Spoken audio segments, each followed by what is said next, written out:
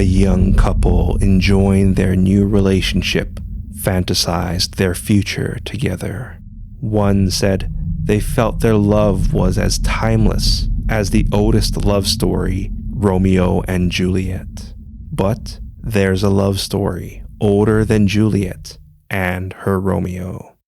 The story is China's Romeo and Juliet, the Butterfly Lovers.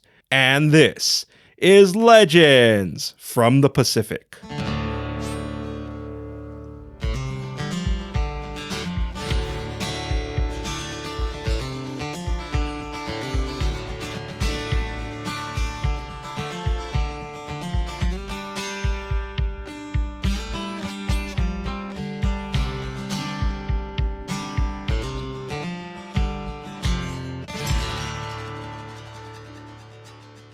Aloha, and thank you for joining us.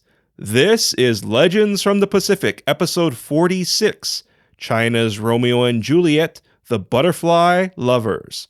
I am Kamuala Kaneshiro, a professional writer, speaker, and Comic-Con panelist with extensive film and television experience. I study mythology, I've experienced unusual things, and I'm a geek. You can support us by getting 2 or 3 of your friends to listen to our show. This easy request goes a long way in helping grow our show. Okay, there's a lot going on during the second week of February 2021. Friday, February 12th is Chinese New Year, and Sunday, February 14th is Valentine's Day. It's also our anniversary. That's right, your Legends from the Pacific is almost 1 year old, so thank you very much for your support. But let this episode serve as a reminder for you to make your Chinese New Year and Valentine's Day reservations or plans. Because I know you, our loyal listeners, are smarter than the legions of last-minute people who think it'd be a good idea to enjoy Chinese food on Chinese New Year with no reservations.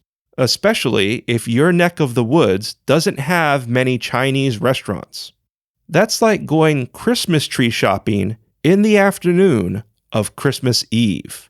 Also, do yourself a favor and try enjoying food as close to authentic Chinese food as possible. After all, it's a special occasion. So make your plans and reservations today.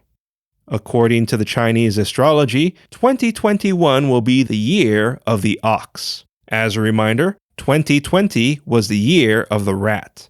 You can also learn more about Chinese New Year customs, traditions, and stories by listening to our earlier episode.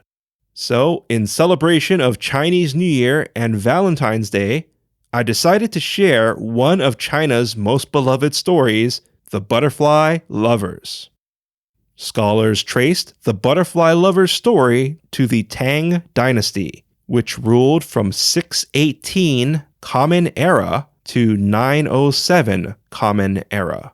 That's at least 900 years before Shakespeare penned Romeo and Juliet, and more than a millennium before Jack met Rose on the Titanic.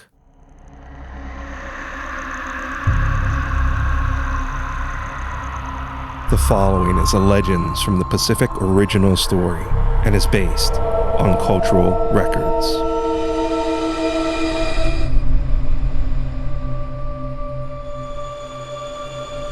Leaves fluttering on the wind drifted into the pond beside Zhu Yingtai. Zhu Yingtai was the beautiful and ambitious daughter of a wealthy family.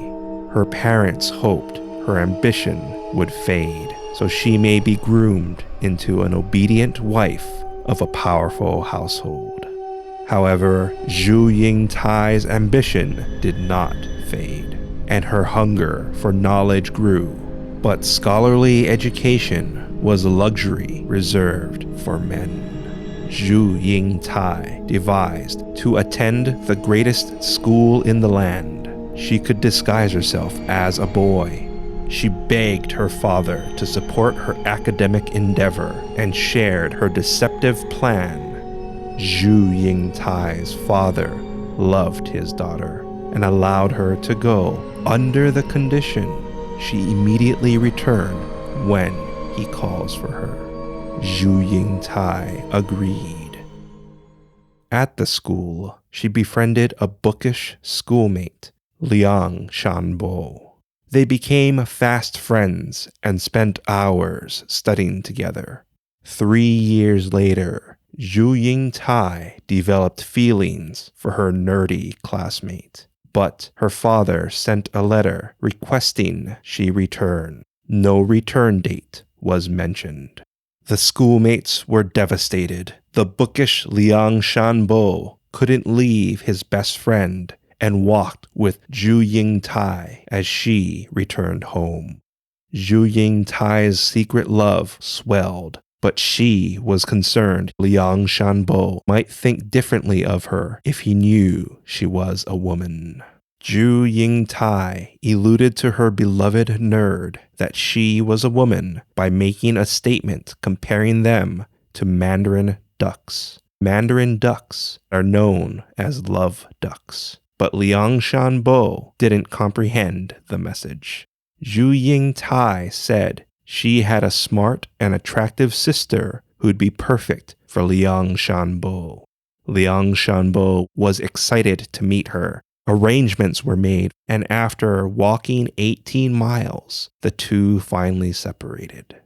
On Liang Shanbo's visit, Zhu Yingtai appeared without her disguise, and Liang realized his best friend was a woman. The two professed their love for each other. Liang said he was offered a magistrate position at Ningbo City, and with his new appointment, he's sure Zhu Yingtai's father would approve their marriage. However, Zhu Yingtai's father denied their marriage and revealed he sent for his daughter because he arranged her to marry a wealthy merchant. The broken-hearted lovers were devastated and said their goodbyes. Zhu Yingtai was taught her womanly duties of housemaking. Liang Shanbo accepted his post in Ningbo, but struggled accepting the loss of his best friend and beloved Zhu Yingtai. She haunted his thoughts. He lost interest in work, and life didn't seem as vibrant. Liang's health deteriorated, and he died. Zhu Yingtai was preparing for her wedding, unaware of her beloved's fate. Her parents worried for their love-stricken daughter, who has never been herself since being separated from her beloved. Her father asked her what it'd take to get her back to normal. Zhu Yingtai's heart surged. She begged her father to let her see Liang in Ningbo one last time, and promised she'd be the world's most obedient wife. Her father agreed. Zhu Yingtai didn't wait for arrangements and walked to her beloved Liang. Outside Ningbo, a storm developed. Zhu Yingtai battled the harsh wind and rain until she could no longer advance. While planning her next move, her eyes fell upon a nearby grave. Lightning illuminated the headstone, marking the resting place of her beloved Liang. Zhu Yingtai's tears mixed with the rain. Her fingers traced the wet symbols of her beloved's name, while the love that filled her became grief. She fell in the mud beside the cold stone marker and sobbed a prayer to join her beloved. Passing travelers saw a woman beside the grave and stopped. They yelled for her to join them and take refuge from the storm, but the wind howled over their yells. The world slowed and seemed to stop, as if entering the eye of a hurricane. A lightning bolt cracked open Liang's grave. The travelers yelled at the woman if she was all right, as the woman stood beside the grave and jumped in. The travelers screamed and ran to the grave. A sunbeam pierced the dark clouds, and 2 butterflies rose from the grave. The shocked travelers slid to a halt and watched as the pair fluttered into the sky.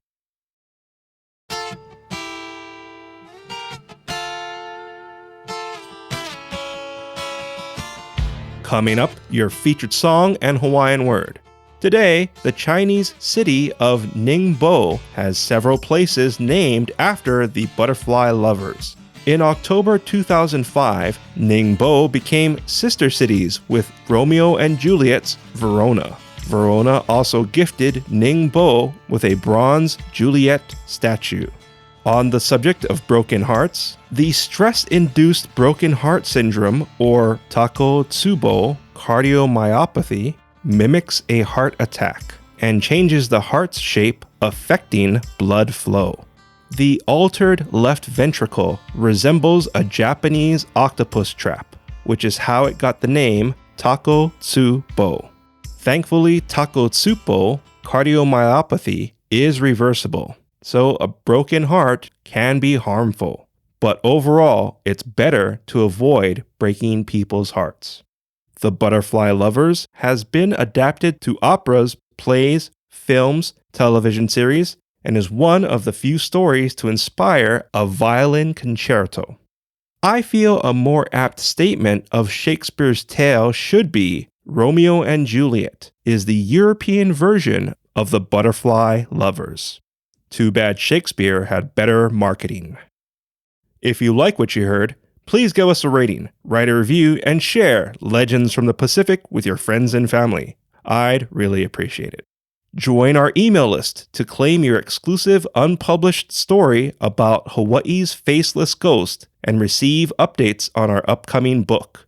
Our theme song is Mystery by Tavana, courtesy of High Sessions. Sound effects are by Sound Effects Factory. Our music coordinator is Matt Duffy, aka DJ Triple Bypass. Links and show notes can be found on our website, legendsfromthepacific.com, including a link to your featured song, which is Leave It On My Mind by Ashley Lily Noy, courtesy of High Sessions. Legends from the Pacific was written, produced, and edited by me, Kamuela Kaneshiro. I also wrote our original stories. Your featured Hawaiian word is ku'uipo. Ku'uipo means sweetheart. An example of ku'uipo is you spend Valentine's Day with your ku'uipo. Once again, ku'uipo means sweetheart. Ku'uipo can refer to a man or woman, and ku'uipo is commonly a female name, even though most Hawaiian names are unisex. I have an auntie ku'uipo. She's one awesome person. But then again, all my family's awesome. Thank you once again for listening. Mahalo and a hui ho. To make you stay 'cause you always